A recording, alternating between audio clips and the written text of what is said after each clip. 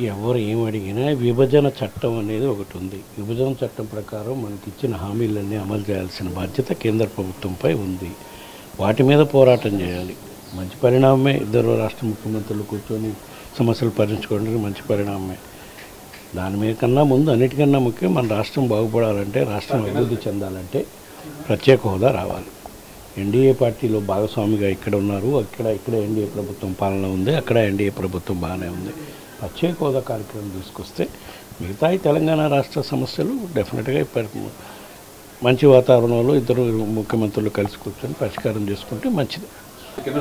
నిన్నే మొదలుపెట్టారని చూసా పేపర్లో. నువ్వు ఇప్పుడే బ్రహ్మాండంగా నిర్మాణాలు మొదలైనవి నువ్వు చెప్తుంటే ఎట్లా?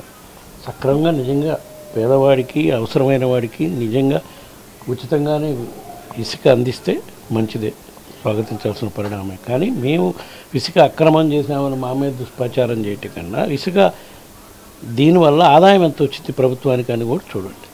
దాని మీద బేరీజ్ చేసుకోవాలి. కానీ వీళ్ళు ఓకే, ఇసుక వాళ్ళు ఉచితంగా ఇస్తామంటే మంచిదే. నాకు తెలిసి ఉచితంగా ఇచ్చే పరిస్థితి లేదని నాకు అర్థమవుతుంది. ఏదో టన్నుకింతని ఆల్రెడీ ఫిక్స్ చేశారంట, నేను చూడలే పేపర్లో పూర్తిగా. సో వాళ్ళు ఉచితంగా ఇస్తే మంచిదే, స్వాగతించాలి.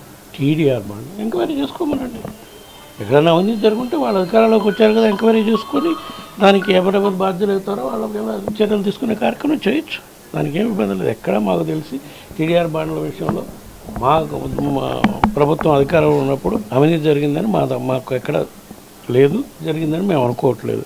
వాళ్ళు నిజంగా జరిగితే వాళ్ళు ప్రూవ్ చేయమని అధికారంలో ఉన్నారు కదా. ఆ పరిస్థితి వస్తే కదా రాష్ట్రంలో ఎందుకు రాజీనామా చేస్తారు జగన్మోహన్ రెడ్డి గారు? మా పార్టీ అధ్యక్షుడు రాజీనామా చేసినప్పుడు కదా ఈ పరిస్థితి వచ్చేది. అట్లాంటి ఆలోచనే లేదు మాకు.